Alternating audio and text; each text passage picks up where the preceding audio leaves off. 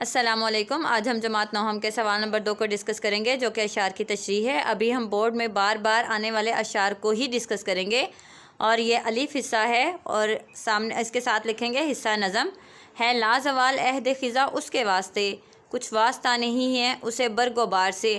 لا زوال ہمیشہ کے لیے، عہد خزاں خزاں کا موسم ہے، اس کے لیے یعنی کہ ٹہنے کے لیے۔ یہاں پہ شجر اور ٹہنی، شاخ اور ٹہنی کے جو استعارے پچھلے شعر میں یوز ہوئے تھے، انہیں کو آگے علامہ اقبال بیان کر رہے ہیں۔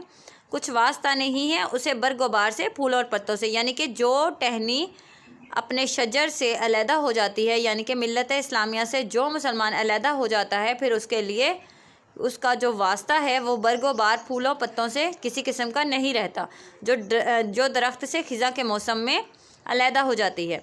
اب یہاں پہ درخت سے علیحدہ ہو جانے کا مقصد ہے کہ جب مسلمان بر صغیر میں 1857 کی جنگ آزادی کے بعد ایک دوسرے سے منتشر ہو گئے تھے، اور ان میں اتحاد و اتفاق بالکل ختم ہو گیا تھا، اور یہ اپنی اصل یعنی کہ جڑ اسلام سے دور ہو گئے تھے۔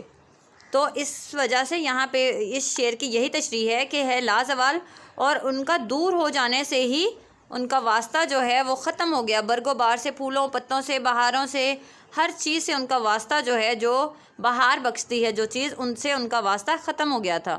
اس وجہ سے اس کا مفہوم ہے درخت کی وہ ٹہنی جو اپنے اصل یعنی درخت سے جدا ہوئی، تو اس پر ہمیشہ کے لیے سکوت مرگ خاموشی، مرگ موت کی خاموشی طاری ہو گئی۔ اب اس پر پھول پھل نہیں آئیں گے، پھول اور پتے بھی نہیں آئیں گے۔ تشریح: وہ ٹہنی کبھی سرسبز نہیں ہو سکتی جو خزاں کی نظر ہو گئی۔ بہار کے موسم میں بھی درخت سے جدا ٹہنی کو ہریالی نصیب نہ ہوگی۔ یہی حال مسلمانوں کا ہے۔ اقبال مسلمانوں کی صورتحال کا نقشہ ایک جگہ یوں بتاتے ہیں: ممکن ہے کہ تو جس کو سمجھتا ہے بہاراں، اوروں کی نگاہوں میں وہ موسم ہو خزاں کا۔ کہ یعنی کہ جو چیزیں آپ کے لیے اٹریکشن کا باعث بن رہی ہیں، لوگ اس کو اچھا نہ جانتے ہوں، لوگ اس کو حقیر جانتے ہوں، لوگوں کی نظروں میں وہ اپنا وہ مقام نہ رکھتی ہو جو آپ کی نظر میں وہ رکھتی ہے۔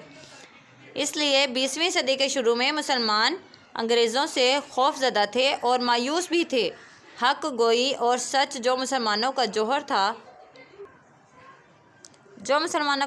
تھا، وہ ان صفات سے محروم ہو چکے تھے۔ اقبال نے محسوس کیا کہ مسلمانوں کو زندگی گزارنے کے اوصاف سے پھر آشنا کیا جائے، تاکہ وہ عزت اور وقار کے ساتھ زندگی گزار سکیں، اور اس کے لیے انہوں نے مختلف طرح کے استعارے یوز کر کے مسلمانوں کو موٹیویشن دی۔ ہے مسلمانوں سمجھ جاؤ ابھی وقت ہے سنبھل جانے کا، سنور جانے کا اور کچھ کر دکھانے کا۔ اس لیے بقول ناصر کاظمی: وقت اچھا بھی آئے گا ناصر، غم نہ کر زندگی پڑی ہے ابھی۔